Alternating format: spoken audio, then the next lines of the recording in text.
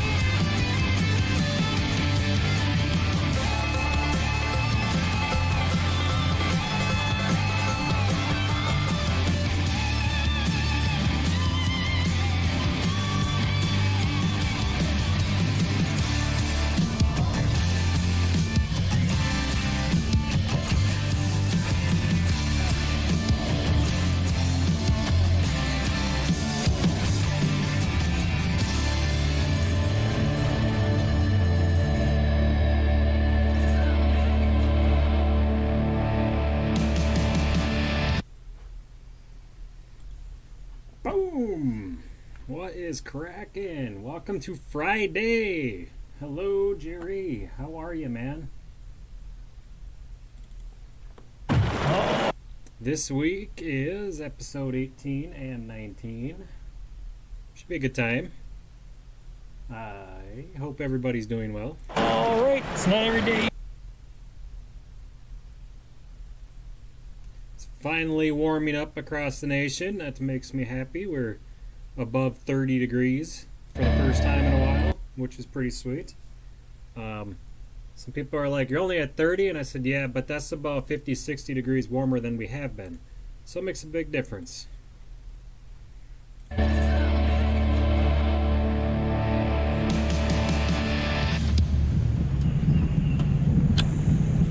Good morning, everybody. I believe it is day 46.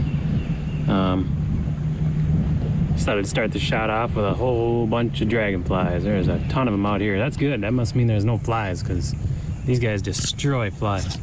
So it's 6:41, just hitting the water.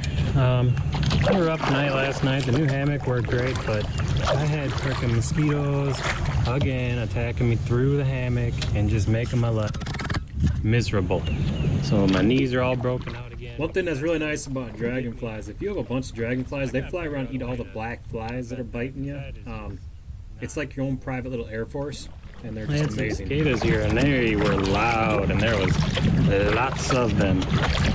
It was just probably the loudest gathering of insects I've ever heard, so it was a little challenging to sleep last night. But I'm up, we are on the water, going for another 50-mile plus day, so all's well.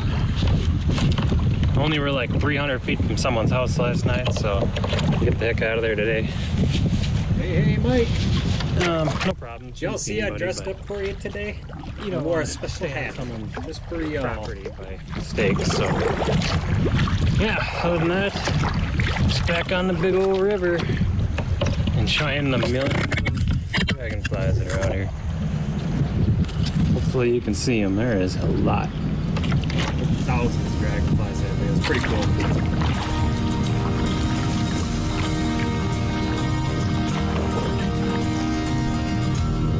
No, DC, I did not.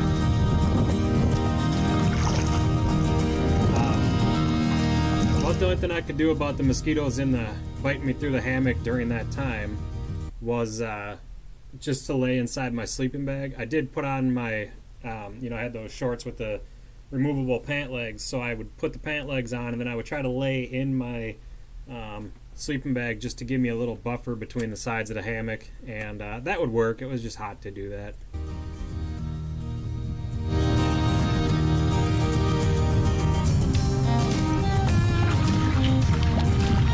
A few hours into the day, I finally find the cause of all the wind we had been dealing with. Well, no wonder it's so windy. They got the fan blowing right on us. And get a chance to ask questions. That's exactly what was causing it. And it was a cool little shed too. They just got a top of a barge cover here for the roof of this thing. I thought that was pretty neat. I've been asked so many times. Hey buddy, where you heading? Hey buddy, where you heading? Going to the Gulf?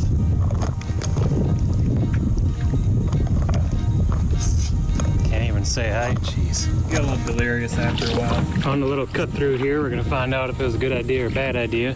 Start talking to things that aren't alive anymore. It's pretty narrow on the map, but we'll see if it comes out. Right, Ukum? All right, so we're getting to a pretty cool spot here. We're on this little back channel cut through here, trying to cut a corner and save some miles. We are just leaving Missouri. So our new bordering states now are Tennessee and Arkansas. So that's pretty cool. We really, again, just making progress on the map every day, it seems like. So we'll be in these states for a little while. And yeah, so that just leaves Tennessee, Arkansas, Mississippi, and Louisiana.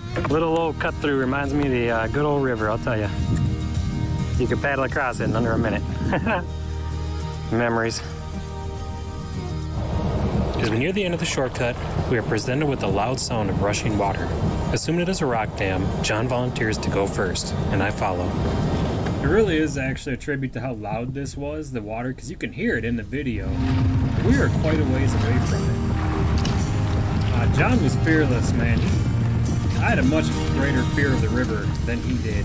And you can see going downhill here, like we'd go over a lot of the wing dams, and you would kind of go downhill as you went over them and then back uphill in the river. It was really weird. And that was crazy. It was like a couple foot drop coming over the top of the rock dam that was there. And I was actually just going to paddle around to the side to make sure that I could go around it if I had to. But yeah, ended up being plenty far underwater. We had no problem getting over it. Good old John, Trailblazer John. Right over the top of my solar panel. Going right up the wave.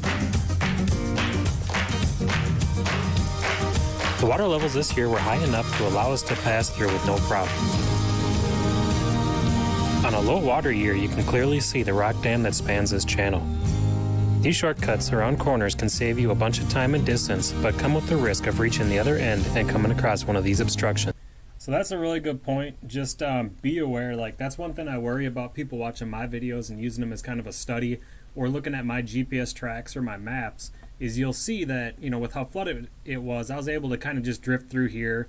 This was the little channel that I cut through, and then I kind of just came down and the rushing water sound was right here.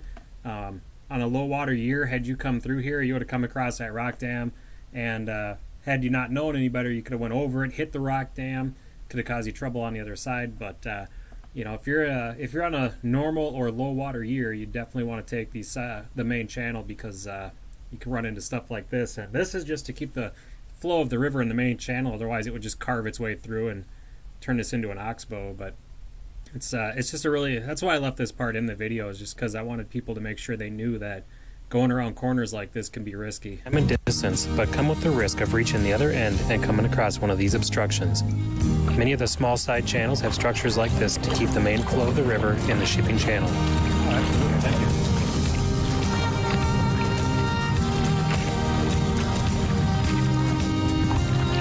Ooh, one of the last turns before Osceola, Arkansas. Around the corner. Man, it just has a long stretch of river here. That's better for it. It's very reminiscent of a few big lakes I crossed once upon a time. I stopped for a cool down swim and a rest from the hot midday heat. So it's pretty cool. It's just this long stretch. I think it's like 11 or 13 miles to get down that. You turn around the corner and the world just falls off the end of the river. It's kind of crazy. I was trying to pull crap out of the river and I saw this.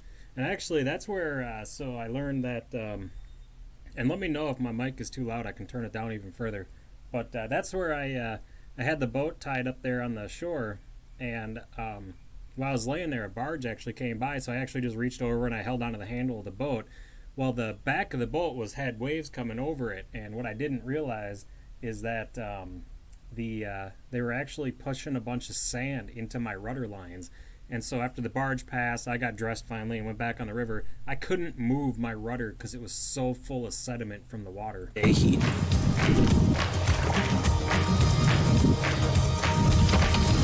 I was trying to pull crap out of the river and I saw this and I was like, geez, I'm not gonna take a freaking bag of apples down the river with me, but what I can do is dump the apples out and at least get this net out of the water.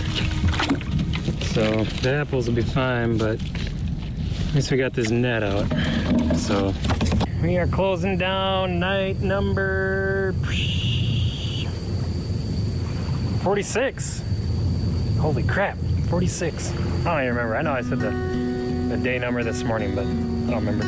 Anyway, we are 1 day away from Memphis, about 50 miles away from Memphis, so that's pretty cool. So we'll be there tomorrow, weather depending, but I think it shouldn't be an issue. So found a nice little spot here after Osceola, Arkansas. There's a lot going on across the river. It's obviously a barge loading area of some kind. They've been back and forth pretty much since I got here.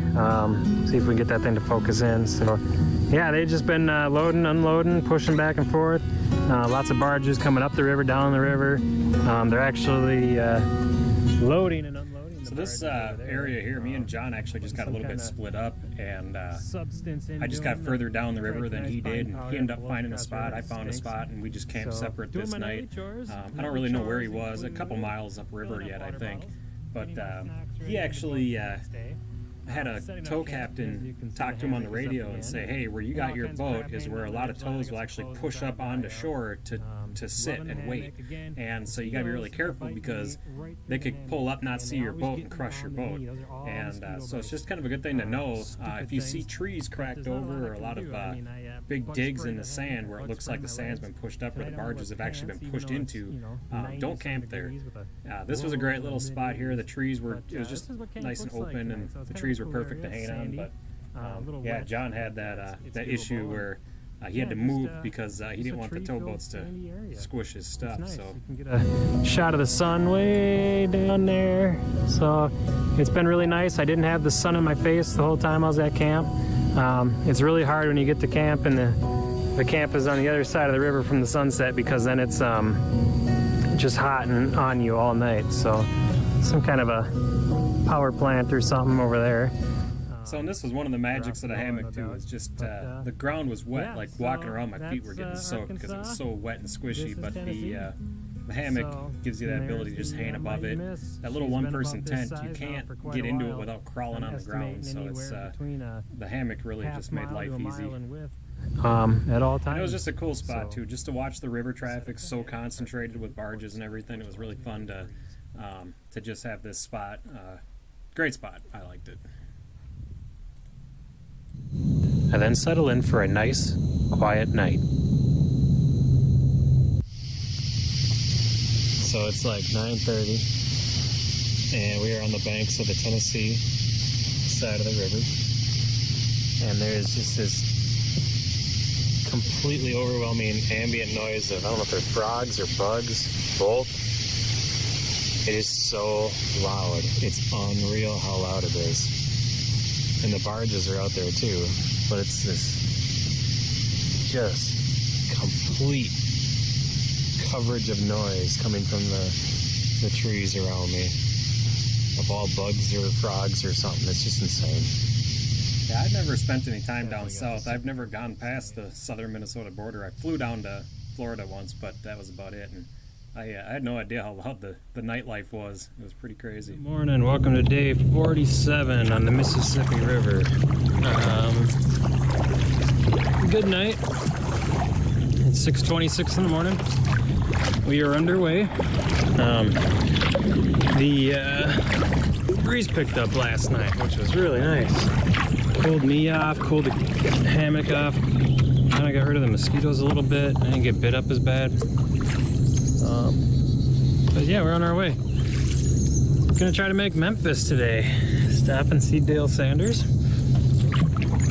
and sign the Wall of Fame. It's about 47 miles from where I'm starting, so it doesn't at this point seem like too long of a day, but it's supposed to be hot again, and the normal things to deal with. Lots of barge traffic in this area.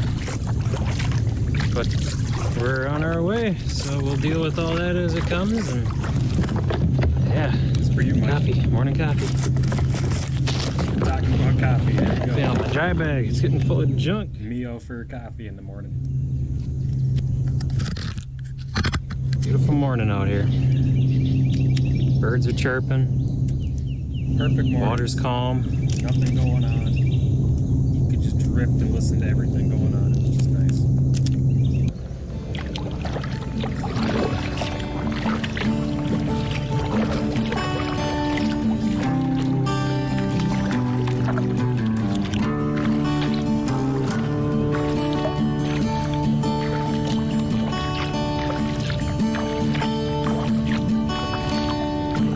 Heavy rain yesterday. Yeah. All effed up along the edge of the water streaming through. You know, it's funny, Oakham made that comment. Excuse me, Jay, sir, would you consider turning down the video volume? It was funny because I used to call John Denton sir, and he said, no, it ain't sir. And so I was like, sorry, ma'am. And exactly, John.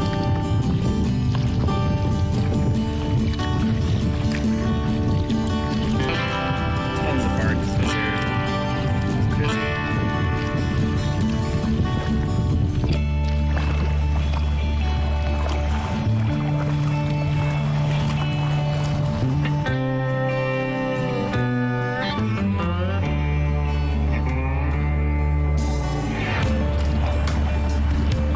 Yeah, so this is one of those areas. So obviously the wind dams were submerged. We'd go over them. We'd be paddling what seemed like just nice smooth water, and then all of a sudden this big boil would come up right next to you. And every time it happened, it got my heart racing. It always freaked me out.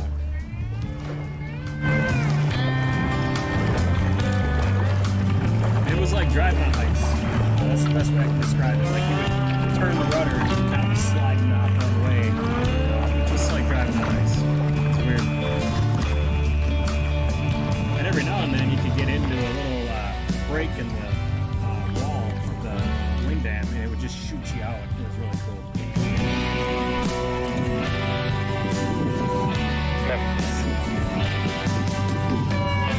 As I entered the Memphis area, a barge came flying up the river, really stirring up the water and making some pretty sizable waves. It's unfortunate that the camera doesn't show the size of these waves. What had happened is the towboat came up the river, kicked up all these waves, and then all these little recreational boats were coming too, and so they were throwing little cross waves over the big waves. And you know, you could see you lose sight of that bridge there. The waves were so high, and it's pretty incredible to see that much water rolling at you.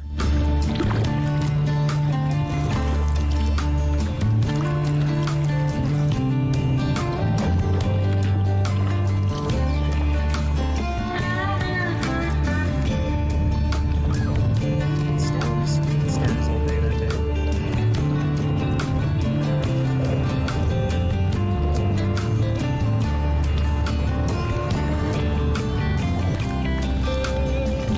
Oh, I gotcha. ICDC, thanks.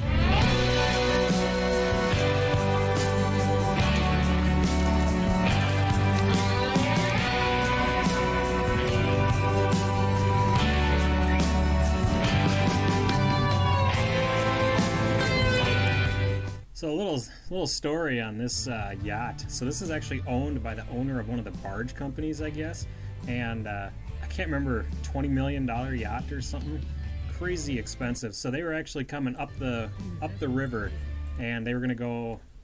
I think they were gonna make their way all the way over to like Chicago or something crazy like that. Go up is it the Illinois River? I think that goes that way, or Ohio River. I'm not sure, but they're gonna take this thing all the way up there, and so they are coming up.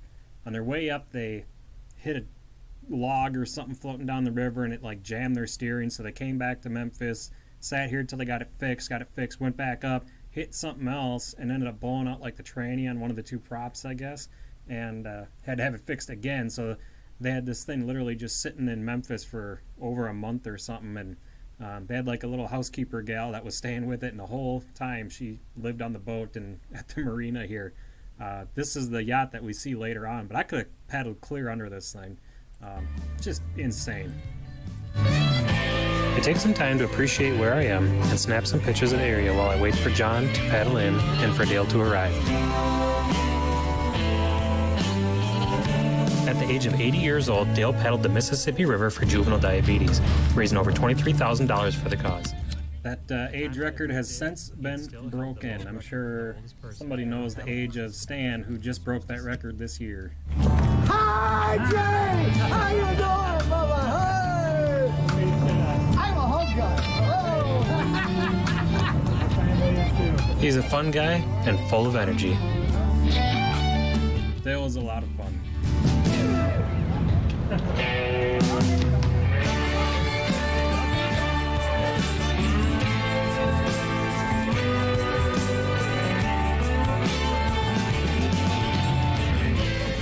Heading out, we pass by the famous Beale Street.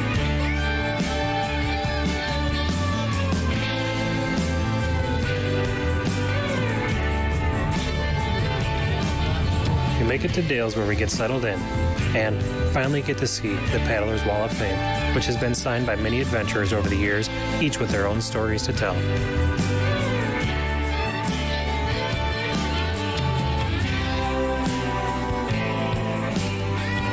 And at long last, I get the honor of adding my own name to the wall.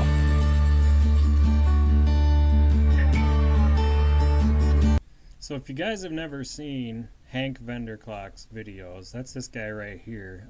He's the one who I watched when I wanted to do the river. I found his videos. His videos sparked the idea for me. And if you go on there, you could even just Google paddle in the Mississippi or kayak in the Mississippi. Look for Hank Vanderklok. And you'll find his videos. He's got 4 videos, super well done. I even mentioned him at the end of the video and kind of in the credits and the thank yous. So I wanted to sign kind of close to him. Is John. He started the paddlers page. But it's cool to come here and see all these names you recognize of people over the years. And I think it'd be a heck of a crowdfunding thing to, when Dale, if Dale ever sells the house, to go through and have the wall carefully exhumed and brought into even like the Mud Island Marina park there would be really cool to have it on display of just all the people that stopped and stayed with Dale over the years. John, he's such a photo bomber. That's his deal. Let's see here, what do we got? So we got day 46 and did 39.4, and this is a 2-parter. So there's the miles for that day. Must have had the service drop out and had to reset it, but yeah. So there's 1, there's 2.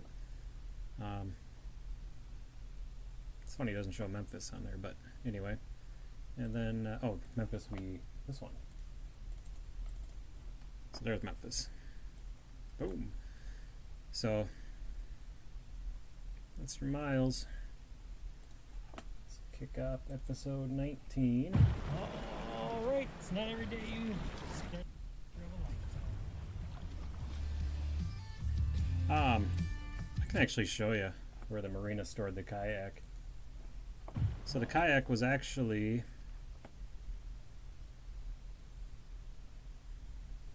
right there. Does that help? That little itty bitty boat, you got that big old yacht next to it, and I was actually concerned that the wind would blow the yacht into my boat and squish it. But yeah, that's where the thing was. And then let's see if I can stop it here. Here's John's boat right here. He actually brought his up on there. I would have done that totally, but I already had it all tied up and everything, so it was fine. There was big bumpers here to keep the yacht from squishing my boat, but yeah, that's where it was, and it did just fine there. I do think I locked it to the dock, but nobody messed with it all night. And I actually had my blow-up vest in there, so when we left I didn't even say this in that video, but when we left the campsite just before New Madrid, my life jacket went off. I had a blow up life jacket, and it went off for absolutely no reason. I was just paddling, all of a sudden, poof, the thing went off on me and scared the death out of me, and of course gave John a good laugh. And so I squished down, you know, took all the air out of it, put on my normal life jacket, and when I got to Memphis, I actually switched over and put a new container, new CO2 in it. Overnight, it was so humid in the boat that it actually tripped off the life jacket again, and so that's why I never wore it again after that, and ended up buying a Mustang, which is a much better life jacket. It doesn't go off from humidity, it goes off from water pressure. So, yeah, stupid life jacket. Let's see.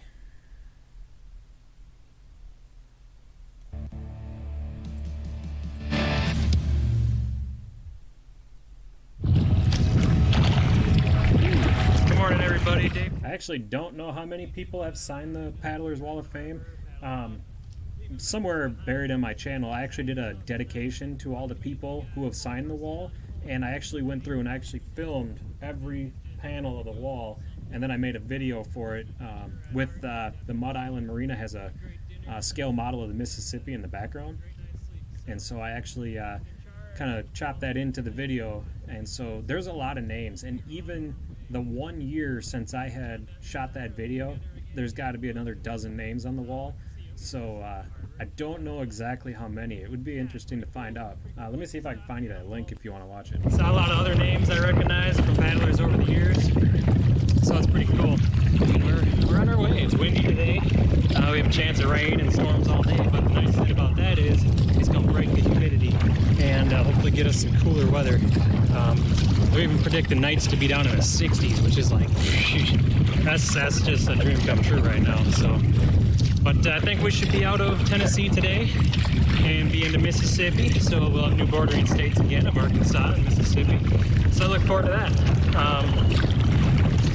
Yeah, that's about all I got for now. We're just, like I said, paddling out of Memphis and hitting the river.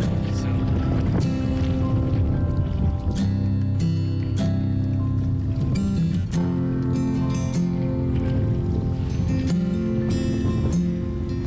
Boy, it was windy under those bridges.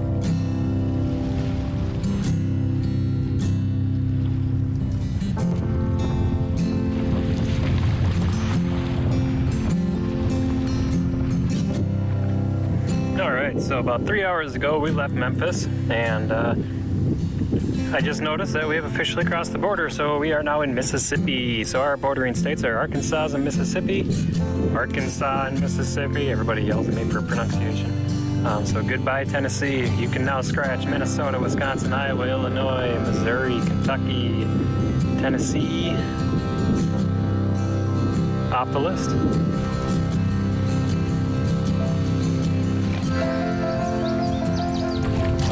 Eagle sighting that's gone down since we left St. Louis. Yeah. You know, above St. Louis, I'm going pretty thick.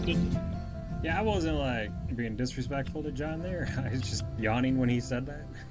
But it was a stormy day, I remember too. It was just like all day we had dark gray clouds looming, big thunderheads coming and going like right here.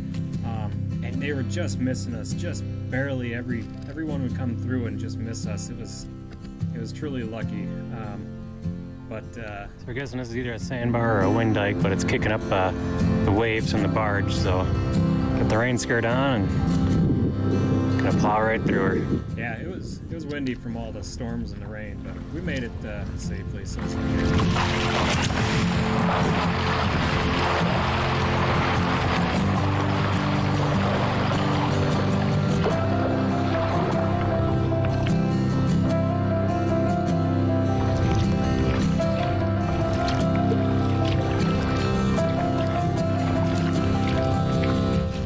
mistaken, that's the tallest building in Mississippi.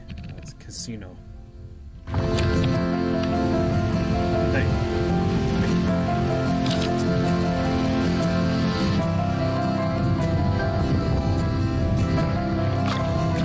That's not about how dark it looked, too. That's not even a camera trick. Very dark. With thunderstorms looming, we pull into the Tunica River Park and tie up at the old paddleboat dock, which I am told is no longer in use.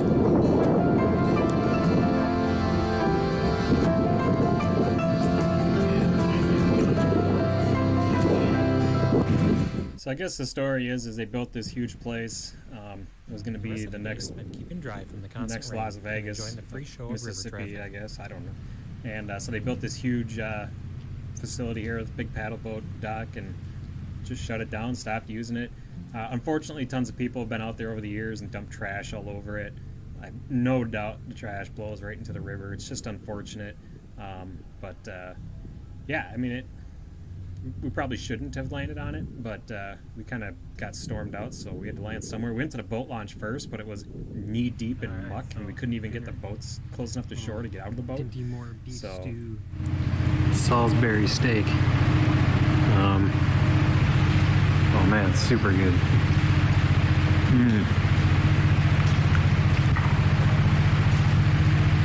I don't want a steak for a while. All right, just that's hardly a steak, but it was good. It was good in the moment. Like my new favorite food out here. Hormel Complete is what I call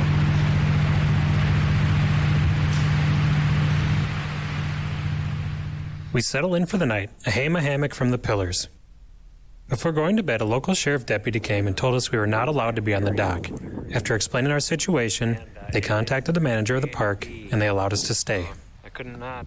The wind was blowing hard right at us, making it impossible to hang my tarp above my hammock. I tied the carabiners to the fence, which took most of the pressure and sway out of the hammock from all the wind.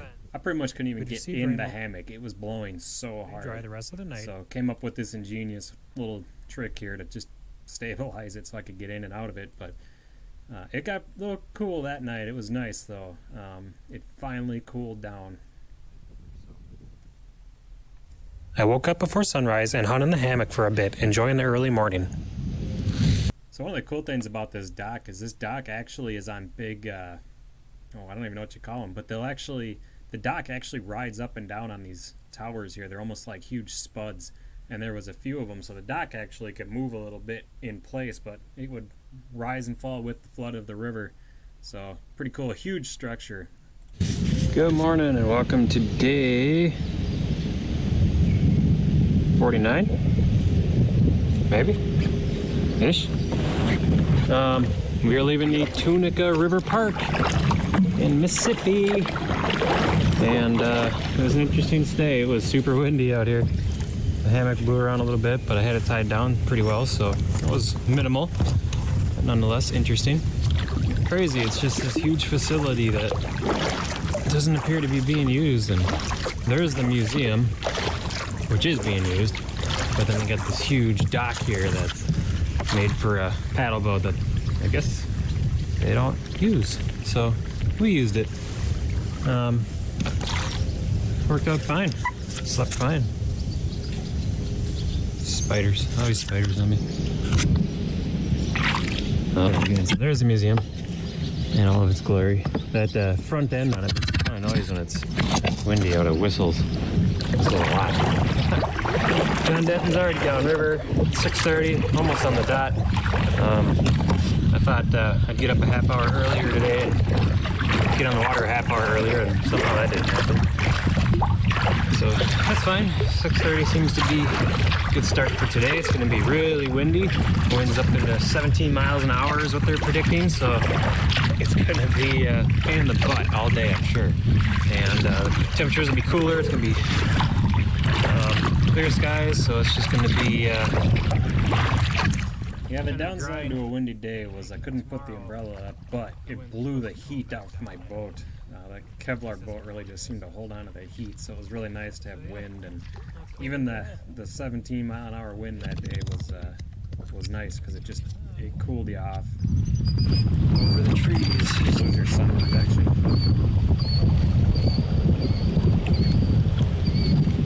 There it is. Out in the middle of the river, but there's islands underwater.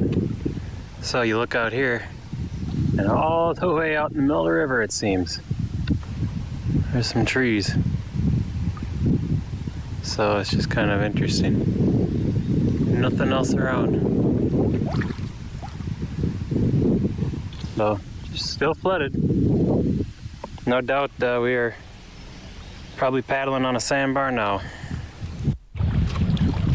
So we're trying to get around the first bend at the Tunica Park, and I was paddling through this area here. It just looked like it was closer to the left shore than the right. I don't know. And it turned out that I finally checked the map I was on. It's just this huge sandbar. Yeah, so this really just shows I cut this huge corner, and I was dragging bottom through here, and then I caught that little channel, and then I drug bottom through here, and then I caught that channel, and that just kept happening until I got out. I mean, you can't see that there's a little channel in there, you know, so I just had to try my best to stay in the deeper water. But I think there was one point here where I actually got out of the boat and had to pull it a little bit just to get around this bend. And John actually left like a half hour before me, and even though he stayed in the main channel, when I actually got through this, I actually caught up to him. So even dragging bottom and having to get out for a moment, I still was able to beat him around that corner. Just goes shows how big those corners are. Very narrow channel through this sandy area. I started dragging bottom and was worried that I might have to actually get out and walk out in the middle of the river, which is a sandbar, but boy, it looks like you're out in the middle. And so yeah, hopefully I can just sneak back onto the main channel here. And I've said it before, but it's just amazing the size of these areas, that there can be that much water that's not supposed to be there. You know, I mean, it goes from being a mile wide river to a mile and a half wide river, or whatever it is, but it's just insane that there can be that much additional water that's not normally there. That area was flooded. A little bit of walking with the boat out in the middle of the river somewhere. But I think we're going to pick back up on the main channel right up there, and This island to my right would have been real nice to camp on. we'll be golden.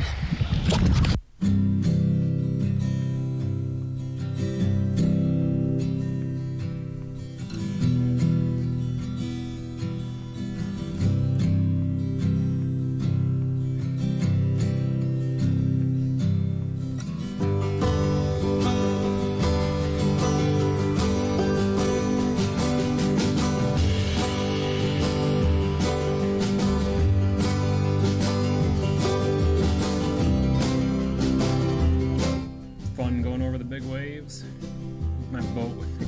So it's called Utsqued Mare. I started calling it Submare because it kept on going underwater over the bigger waves.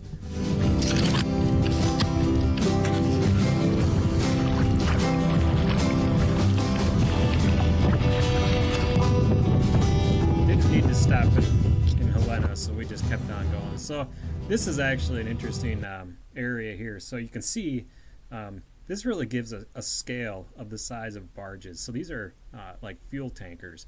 And so this is a kind of a weird spot in the river. The river kind of cut way out on the right bank. And I followed that channel when I came through and didn't realize it, but that was actually where the main channel was. Again, we didn't have buoys to follow, so I took that right-hand side, and I had no problems. Well, when John was, I don't know, a mile behind me or something, often we'd get apart during the day and then catch up at night or some point. But I was kind of hanging out and waiting for him to catch up. Well, I noticed there was this barge coming upriver. There was also a barge coming downriver, and he didn't know there was one coming downriver, and so he kind of got in this weird predicament, and he got between them. And so the barge coming down slowed down, the barge coming up slowed down. They were communicating. He looks dangerously close here, and he's pretty close. But everybody knew where everybody was. This was very well coordinated after everybody got in contact. So you know, you could see this is just the one barge here, saying even the whole thing, just how big these things are in comparison to you. And you know, it's no doubt that at the end of their boat, they likely can't see you out there. So, but really gives a good sense of scale. That was one thing I had a really hard time showing on video from my own position in the boat was scale. And this right here shows you scale.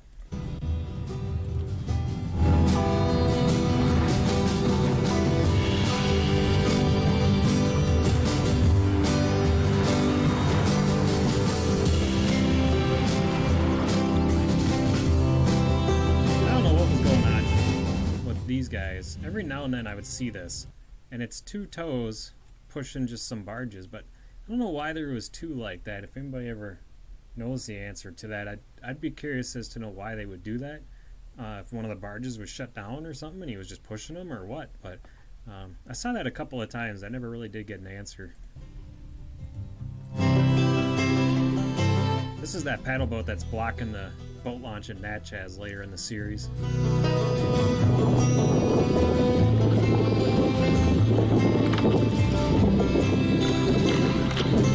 After a long day of battling the winds, we arrive at a cabin owned by a friend of John's. It's a beautiful place. Day 50. That was a super nice cabin. On the Mississippi River. We are leaving John's buddy's cabin. I thought it was a beautiful cabin. If by chance you ever see this video, thank you for allowing us to stay. That place was amazing. Comfortable bed. I was falling asleep trying to download files last night. I was so tired. So it was a great sleep. I slept really hard. Kind of one of those sleeps where you wake up and forget exactly where you're at. So yeah, it was a good sleep. We only have 30 to 35 miles today, I don't remember, and then John will be departing the river for a while, which means I will be traveling solo once again. So it'll be kind of a bummer to lose my company, someone to talk to and laugh with.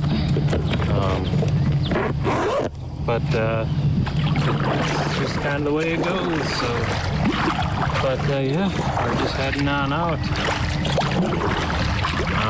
I got the shower last night, which was great. Had a couple of my stew meals, which was also great. And yeah, that's kind of the update for the morning. It's 6:21. John lives in Mississippi, so he knows people all up and down the river. So I mean, we had unlimited places to stop, it seemed. Early morning sunrise.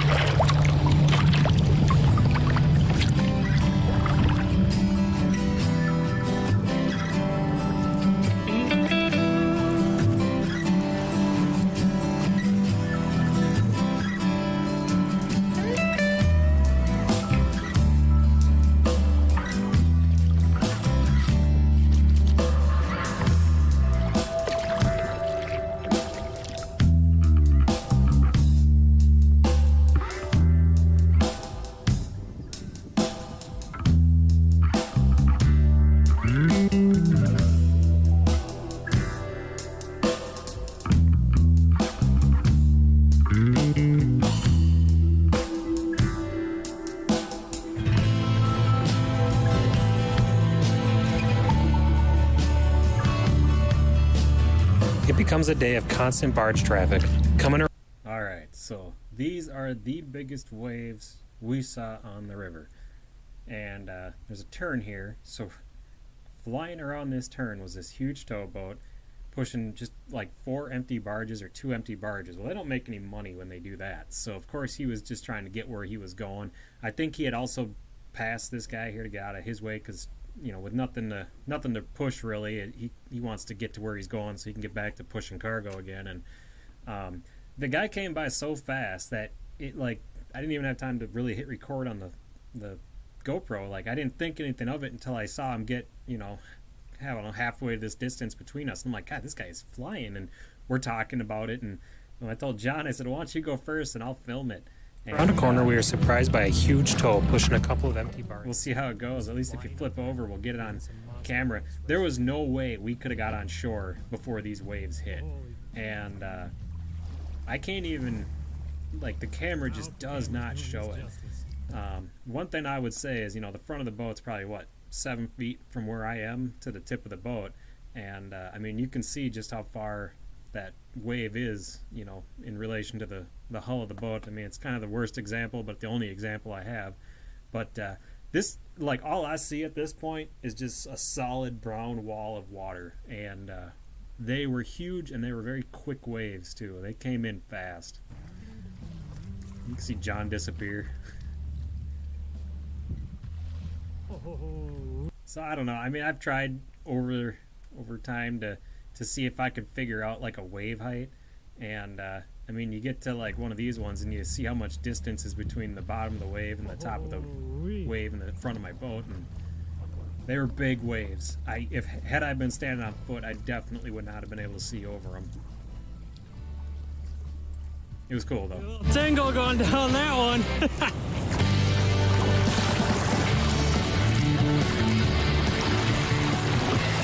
Ooh-wee. Yeah, I got a little bit of adrenaline going. I cut out all the swear words there. Oh.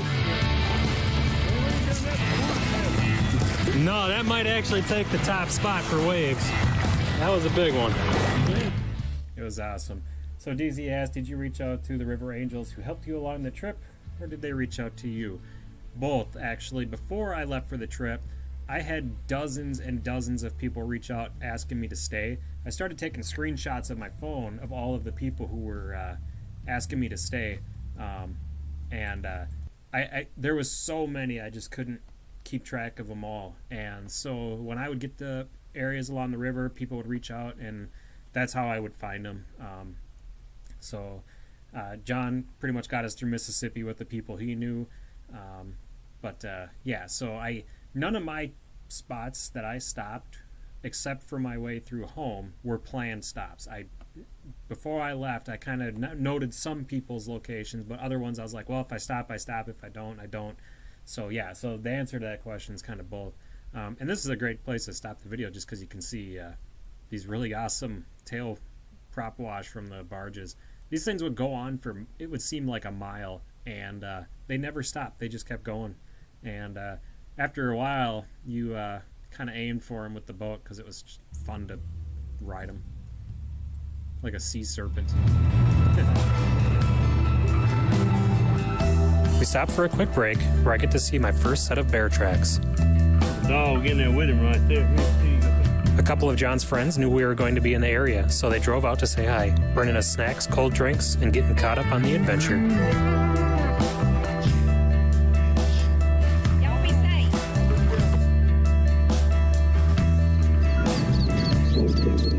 Very busy area. I guess this turn is a well-known turn. It's a real sharp angle in the river, and so just barges really take their time getting through there.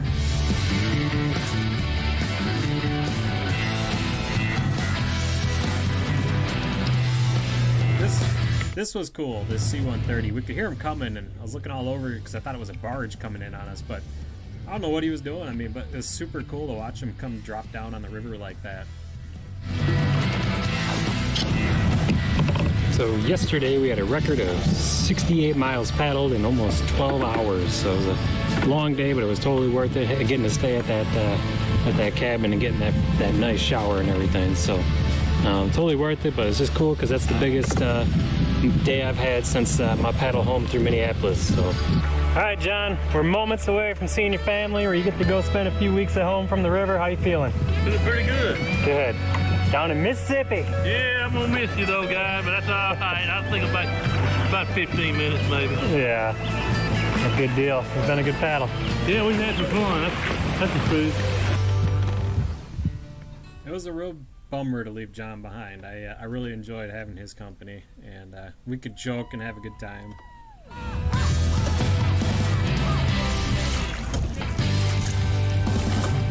You know, you see somebody else paddle up to their family, and it hits you a little hard, thinking, yeah, that's tough to see.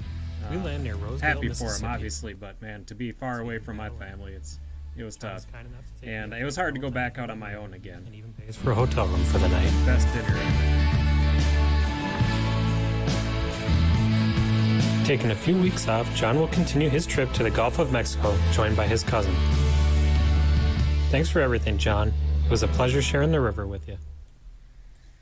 So, yeah, he did go back out with his cousin. They took the Baton Rouge, New Orleans route, and they did finish the river in the Gulf.